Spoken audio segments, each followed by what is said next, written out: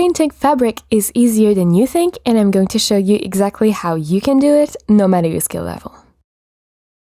Hello wonderful people, it's Genevieve, and my goal here on this channel is to teach you all about illustration and design.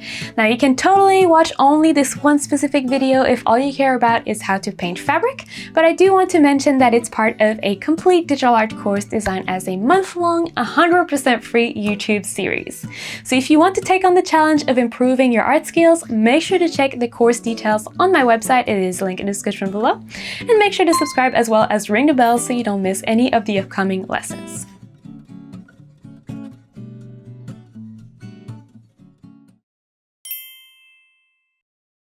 If you're watching this tutorial just to paint fabric in an illustration that you already have, well then obviously that's where you're going to paint.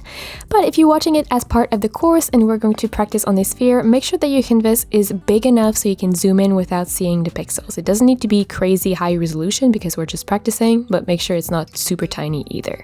I'm basically going to go with these dimensions, which is just the size of my iPad screen. And one other thing you might want to do if you're just practicing is set your background to a neutral gray color. That way you're going to be able to see the contrast in the piece a bit better, and it's just better for practicing. So we're going to start by creating a new layer and rename it to sphere or whatever other element your fabric is going to be resting on. So it could be the body if it's a shirt, something like that.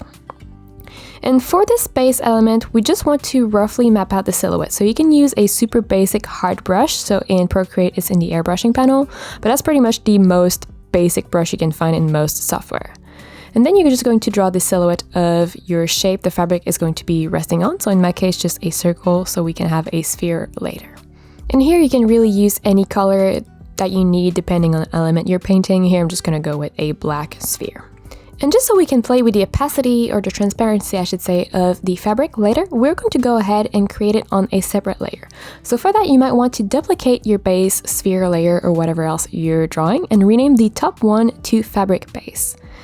This new layer that you just created, you're going to recolor it to the color you want your fabric to be. Now it can be whatever, I'm going to go with this nice golden yellow color. So for now, we're just going to leave it as is. You can play with the opacity, but I mean, it doesn't matter now because we don't have anything on it, so it's just not going to show. But we're going to create a new layer, and this one we're going to rename it to guides. So this layer we're going to not have it in the final result, so it doesn't really matter. And you're going to pick a nice bright color that you can see over your fabric color. Now here, this is not the best choice I went with, but just make sure that you can see it. And we're basically going to look at the angle or the direction the fabric is going to go in. So is it going to go straight down if it's just gravity? Or is it going to have a swoop to it if it's, I don't know, like the wind is hitting it, or if your character is in movement or something like that, you might have a little bit of a curvature. So the first thing to decide is, is your fabric just falling down or does it have a curve to it? I also like to see at which point my object or person is the largest and draw that as a guide, because that's where the fabric is going to stop being taut and it's going to start falling down or falling in the wind or something like that. Now you can draw the guides of where the side of fabric is going to be, and you can have a curve if you want, but I'm just going to go pretending that there's no wind of movement and it's just the gravity.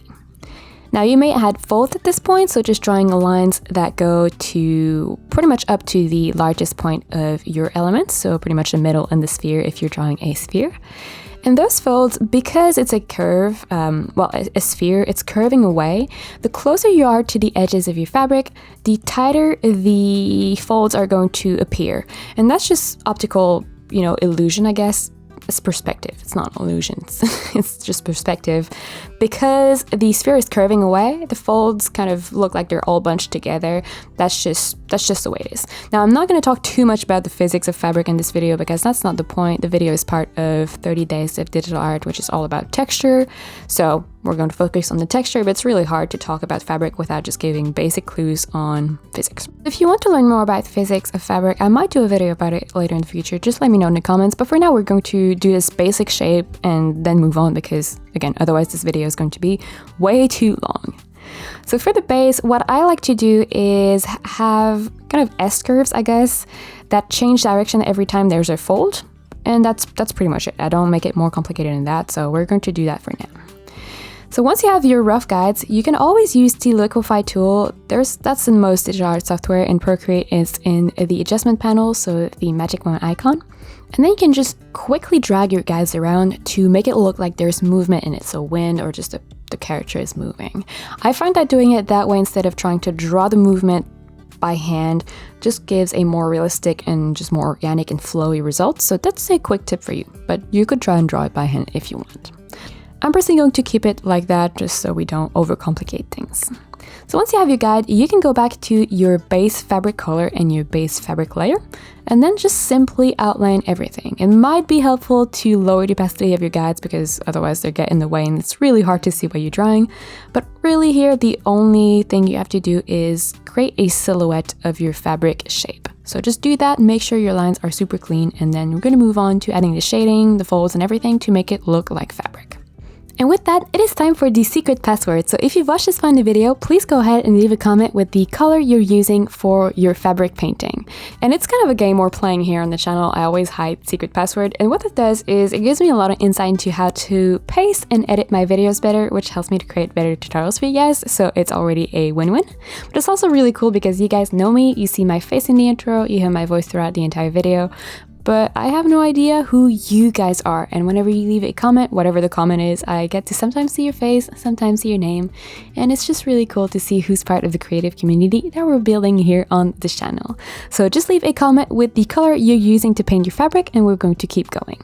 So once you have your silhouette for the fabric base, you can go ahead and at this stage add any kind of pattern, like design pattern that you want. For that, if you're working in Procreate, you might want to go ahead and create a new layer and rename it to pattern or design or something like that, and apply this layer as a clipping mask. Now, a clipping mask, what it does is everything we paint on this pattern layer is going to stay within the shape of the fabric base. If the software you're using doesn't have clipping mask, don't worry about it. You're just going to go back later after painting your design with the eraser and erase anything that is going outside of the fabric shape. Now, the reason we're drawing it on a separate layer is so that we can easily change the color or erase something without having to erase the fabric base. So it's just kind of a safety. But if you don't have a lot of layers available, I know, for example, Procreate, limit the number of layers you can use. You can also paint it directly on the fabric base if you want. That's totally fine. I personally like to always start by drawing separate elements on separate layers so that I can change them if needed later in the process. And if I am strapped for layers, if I don't have enough layers, then I go back and merge some that I know I don't want to change anymore. So that's just a little trick here. Now here I'm going to go with a very simple design. I'm just going to add a line at the bottom, which is going to help make the folds a bit more apparent, but you could just use, a one color, solid color fabric. It's totally okay. So once you're done painting any design or pattern you want on your fabric, we're going to move on to adding the folds. So starting to really build this fabric kind of texture. Now, once more, you're going to create a new layer above everything. So we're going to rename this new layer to folds. And here it's important to have a separate layer because we're going to use a blending mode so that our folds look darker. Now you can also use a clipping mask if it's available to you, but otherwise, same thing. You would just go back with your eraser later and erase everything that is going outside of the line. Now I'm going to use the blending mode Linear Burn. You could also use Multiply. They both are really great for shadows. I just like Linear Burn a little bit better. I think it's a bit more vibrant. And you can lower the opacity of your layer around 50% for now so we can play with it later. And in terms of color, the only thing I would say when you're drawing shadows, just try avoiding using neutral gray because it makes your shadow look a bit muddier. So always add a little bit of a tint. Here I'm going to go with a bit of a kind of a brownish gray, I guess. And on this new fold layer, feel free to readjust the opacity of your guide so you can see them better. You're just going to roughly start by mapping out your shadows with the same hard brush that you used before. And at this stage, you're not really going to worry much about the light source. You're really just going to focus on adding basically triangles in the folds. So we're just marking the folds at this stage. There's nothing about figuring out the angle of the light or the reflection or anything like that. We're really just showing up that the fabric is creasing in that area. Now the folds that are on the sides that are curving away on the fabric are probably going to be kind of denser and darker, and the folds that are in the front are going to be a little bit larger, looser, and less defined, I guess, overall. At this stage, don't worry if it looks all scribbly, that's okay, you just want to roughly map out everything. In the next stage, we're going to use the smudge tool to blend them so it doesn't look quite as crazy. Now, don't hesitate to toggle your guide layer on and off so you can make sure that not only you're following the guides, but you're also not overdoing it or underdoing it because the guide was over a line you're tracing. So it's always good to just hide it, make sure everything is okay, and then bring it back as needed. Once everything is mapped out, like I said, you're going to use the smudge tool to blend the shadows in. So the smudge tool is usually a finger icon, and you have a few options for the brushes. You could go ahead with a super soft brush like the soft brush from the airbrushing panel in Procreate. It's just a round brush that has no texture to it. I personally like to use a brush that has texture. So in Procreate, I mostly use the stucco brush in the painting panel as my smudge tool. But if you're using a different software, just try to find a brush that has either pencil or HB or charcoal or something like that in the name, or any brush that has some sort of grit. And you're going to use the smudge tool to blend your shadows, and I personally like to follow the direction of the folds. So I'm not going in crazy motion with my hand, I'm just really going up and down along the fold, and that way you're going to start building the texture of the fabric without having to draw too many details. So we're really using the shadows here and the folds to give this impression of texture without, overdoing it, because we're going to talk about that later in the video when I give you tips about drawing the texture in context. But fabric, depending on the kind of fabric, doesn't always have a whole lot of texture. So it's really a challenge to make it look not like, plastic, but also not like a potato sack. So you have to find the right in between, and I find that using the shadows and the folds to start bringing in that texture without fully drawing the fibers is a really good start. And although this step is not super complicated, it can be a little bit time consuming depending on the folds that you have, because you want to make sure that you take the time to draw it properly, because otherwise it's going to not look super good in the end. So here I'm going to just keep my video in the background. I'm going to speed it up so it doesn't take too long, but yeah, you know the drill. You're just blending. You're just blending your shadows.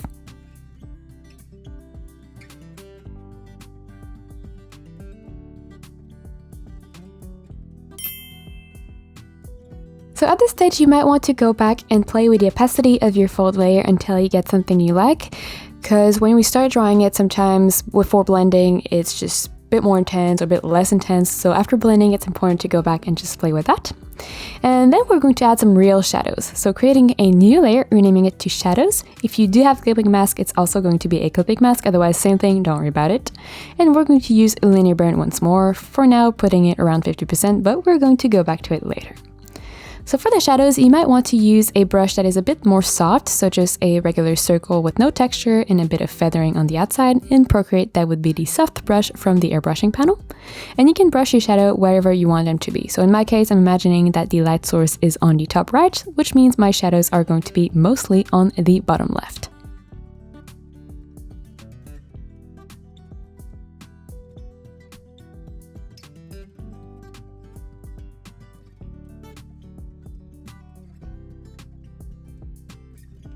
Now, depending on the type of fabric you're working on, you might want to add some lights or not. Here I'm going to add a little bit, but nothing too intense because I don't want it to look like silk or something super shiny. So you can go ahead and create a new layer, rename it to lights. Once more, if you have clipping mask, it is going to be a clipping mask. And here you can experiment with a bunch of different blending mode, that is the name. I'm personally going to use add and lower the opacity. And you can go in with a super bright yellowish color if your fabric is outside and is hit by the sun. Otherwise, you can play around with different kind of color depending on the color of the light you have.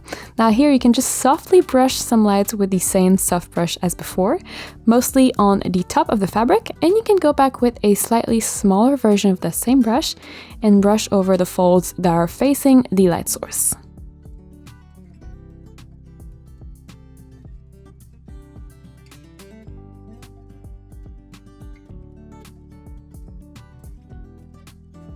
And just like for the shadows, once you're done placing your lights really roughly, you can go back with the smudge tool to blend them in. Once more, don't forget to follow the direction of the folds so that you can start building even more texture into your piece.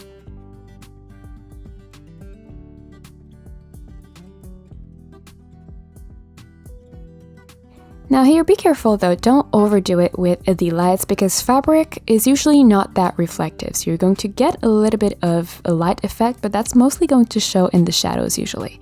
So feel free to go back and lower the opacity of your light layer until you can just barely see them, unless you have something like silk, which is super shiny, obviously. Then you might want to create a new layer and rename this one to thread. Now this layer is going to differ a lot depending on the type of fabric that you are painting.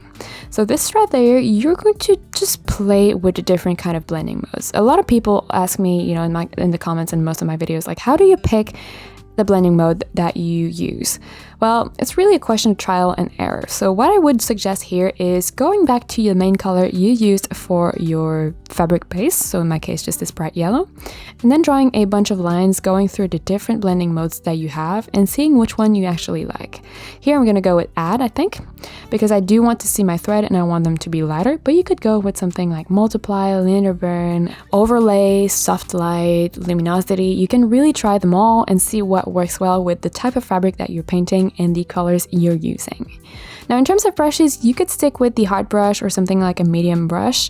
I'm personally going to go back and pick a pencil brush, so something that has a little bit of texture to it and is very thin. So the 6B pencil from Procreate is going to work well here, but you could totally stick with the hard brush and just make it way smaller.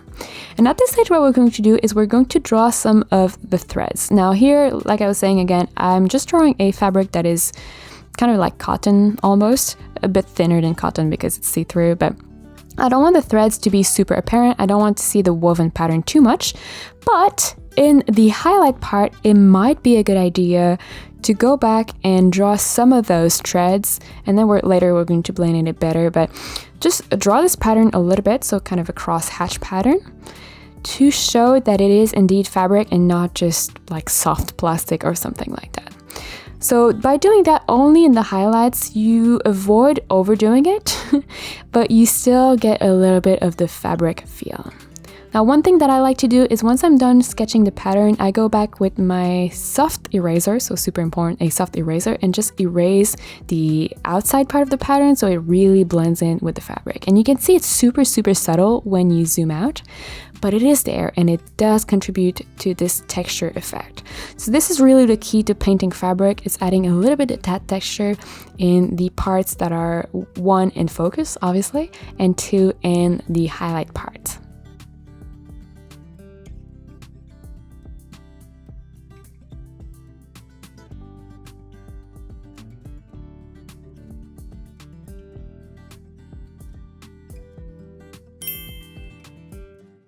So now that we've looked at the main key elements on how to draw fabric, let's talk about the things that you do need to keep in mind when painting them in context, whether it's with a reference picture or not.